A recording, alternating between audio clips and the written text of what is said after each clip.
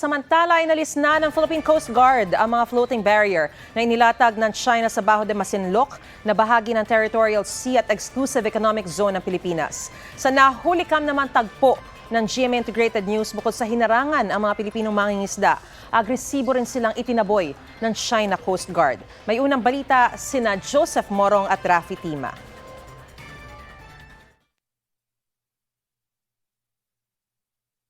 Tila nakikipagpatintero sa mababilis na rubber boats ng China ang mangingisdang Pinoy na lula ng isang maliit na bangka. May pagkakataon pang halos banggain na siya. Ang gusto lang naman niya, makapasok sa loob ng Bajo de Masinloc para makapangisda habang nakabantay ang BRP Dato Bangkao ng Bureau of Fisheries and Aquatic Resources o BFAR. Hindi mo kayo natatakot? Hindi ako natakot. Tinatawa-tawanan ko lang sila. Pinakasar ko lang sila eh. Noong September 20, ilang beses ding sinalubong ng China Coast Guard ang barko ng BFAR. Ito yung tinatawag ng Philippine Coast Guard na dangerous maneuver na ginagawa ng China Coast Guard tuwing nakakasalubong nila ang mga barko ng Pilipinas. Napakalapit na nitong ating sinasakyan dito sa malaking barko ng China Coast Guard at dahil tayo nasa karagatan, pwedeng magkaroon ng aksidente sa ganitong kalapit na distansya. Nakalusot din kalaunan ng BFAR at nakaangkla 300 metro lang ang layo sa labas ng Bajo de Masinloc para mamigay ng ayuda sa mga mangingisda. Nasa loob ng 200-kilometer exclusive economic zone ng Pilipinas ang Bajo de Masinloc, pero sabi ng China, trespassing ang ginawa ng barko ng BFAR. Gate ni Chinese Foreign Ministry spokesman Wang Wenbin, ginawa lang ng China Coast Guard ang anilay necessary measure para matigil at mailayo ang barko na naaayon daw sa batas. Bukod sa bantay sarado ng mga barko ng China ang bahura, hinarangan din ang entrada nito ng mga di pangkaraniwang boya. They are using floating barrier, no? Para pagbawalan ang mga Filipino fishermen na makapasok sa loob ng shoal. Giit ng Foreign Affairs Department, mali ang paglalagay ng China ng floating barrier sa Bajo de Masinloc kung saan wala raw karapatan ng China. Kaya magsasagawa ng nararapat na hakbang ang Pilipinas para protektahan ang ating soberenya at ang kabuhayan ng mga mangingisda.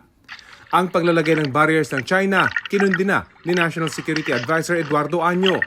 Paglabagaan niya ito sa traditional na fishing rights ng bansa na pinagtibay sa 2016 Arbitral Tribunal Award.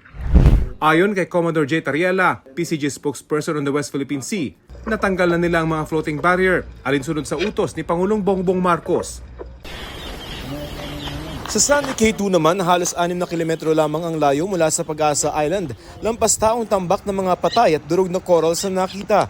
Malayong malayo sa white sand na makikita sa kalapit na Sandy Cay 1. Ang 4 na Sandy Cays malapit lamang sa Pag-asa.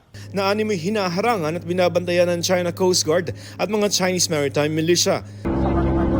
Itong Biyernes, binusinahan pa ng isang barko ng China ang mga pumunta sa Sandy Cay 2. Ang pagkakadiskubre ng tambak na mga patay na coral sa Sandy Cay 2 ay kasunod lamang ng pagkakadiskubre rin ng mga patay ding corals sa Escoda Shoal at Rosul Reef.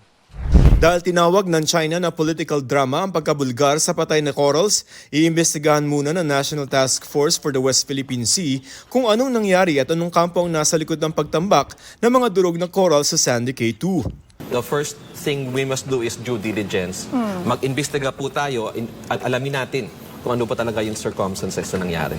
Sabi ni maritime law expert Professor J. Batong Bakal, may nakaumbok na noon sa Sandy Cay 2 nang puntahan nila noong 2021. Assuming that it's natural, that indicates na parang merong basag sa ilalim. Widespread na parang loss ng coral sa area at naanod nga doon. Hinihingi namin ng panig ng AFP Western Command at Embahada ng China, kaugnay nito pero wala pa silang pahayag. Ito ang unang balita. Joseph Morong, Rafi Tima para sa GMA Integrated News. Mga kapuso, para una ka sa mga balita, mag-subscribe sa GMA Integrated News sa YouTube. Sa mga kapuso abroad, subaybayan niyo po kami sa GMA Pinoy TV at sa www.gmanews.tv.